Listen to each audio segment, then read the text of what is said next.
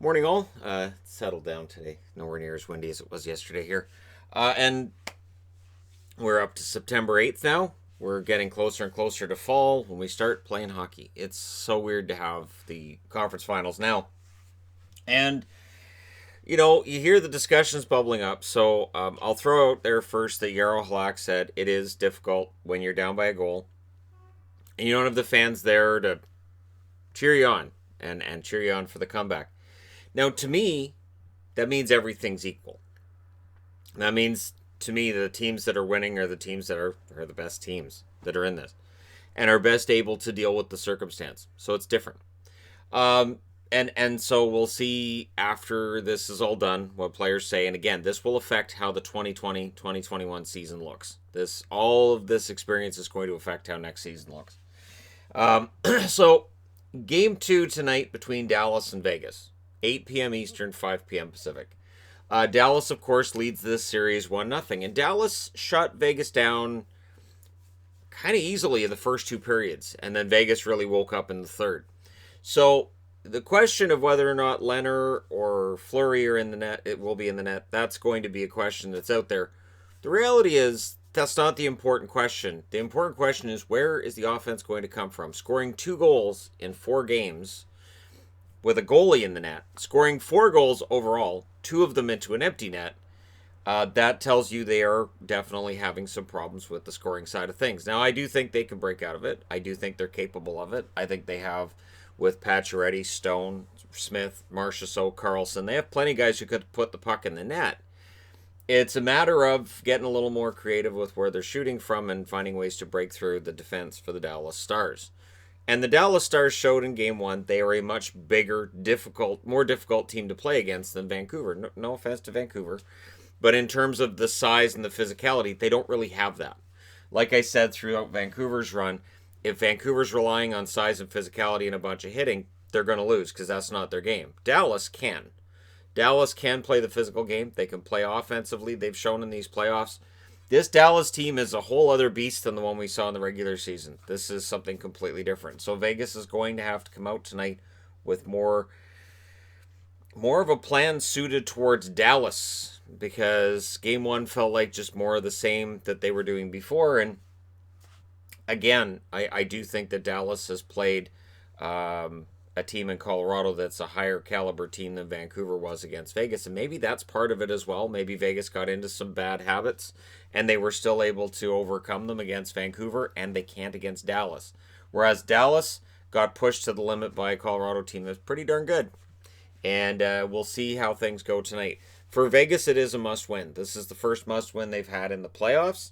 And we'll see whether or not they can get that. Usually they get the W when it's a must win, but we'll see. Bobby Ryan wins the Masterton, so the reason I'm wearing an Ottawa jersey is, of course, with the Scooby-Doo eyes and all that, they follow you.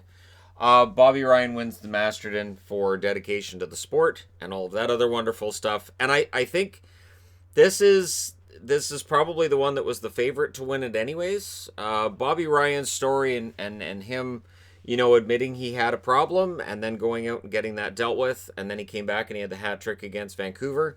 You're welcome, Ottawa. It's a great story. So now he's won the Masterton Trophy, and hopefully next season he's capable of getting to, I would say, 20 goals. I'd like to see 20 goals from Bobby Ryan next year. I think he's capable of it, and that would further that redemption story for Bobby Ryan if he's able to do that, recapture some of the scoring he'd had before.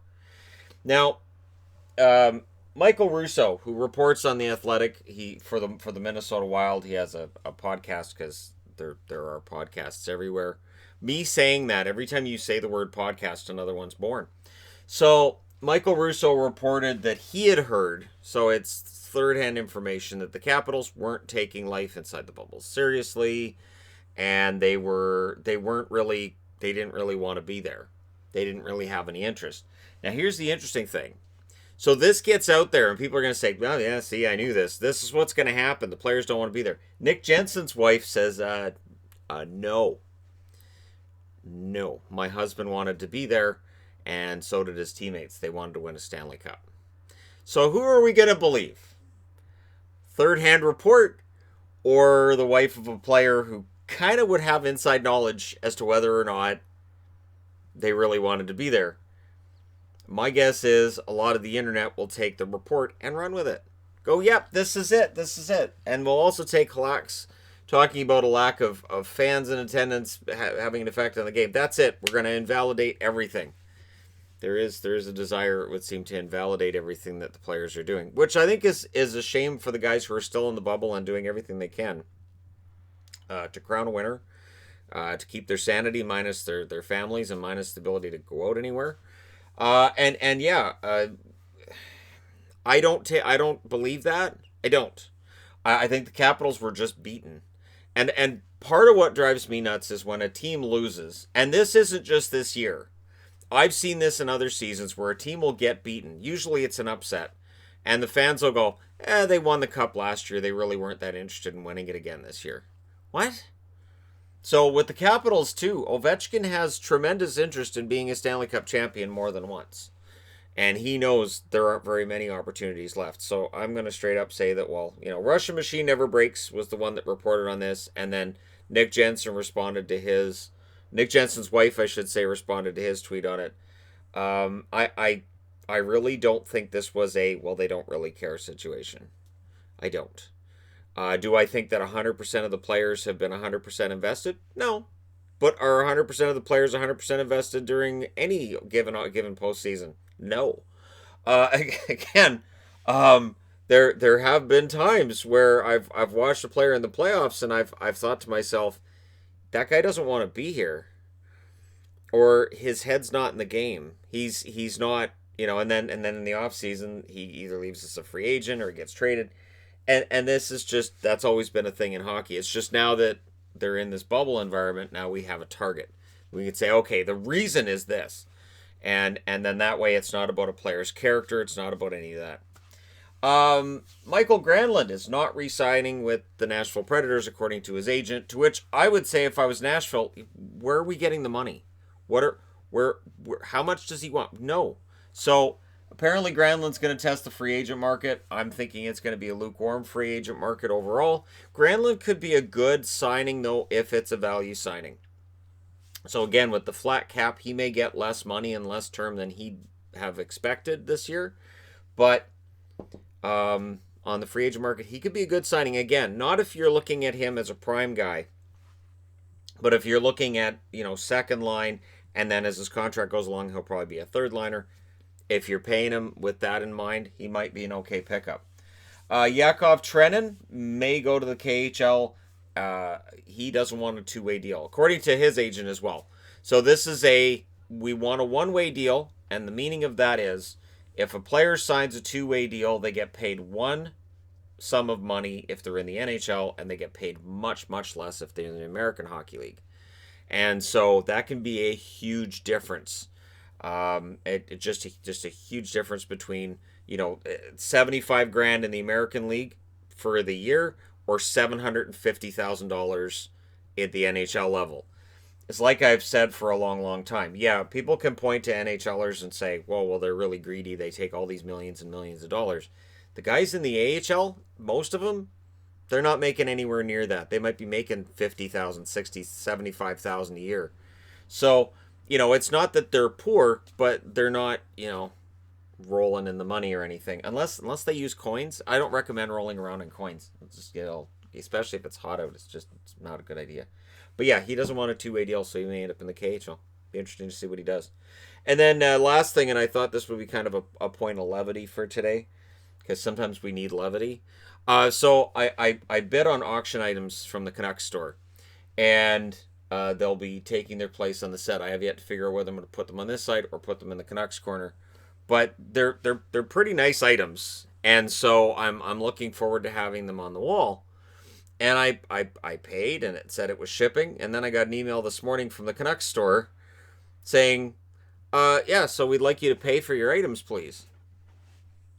What?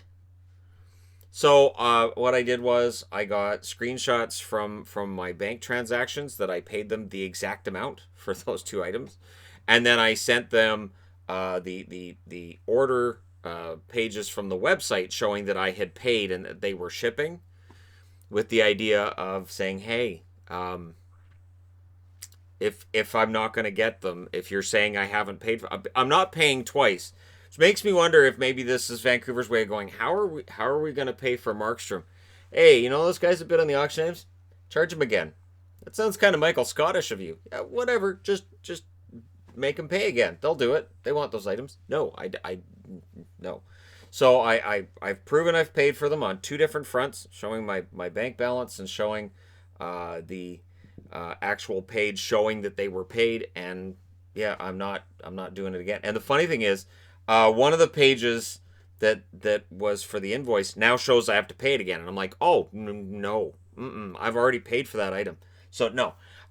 We'll see whether or not this is a new Canuck strategy. So we're gonna make everybody pay twice.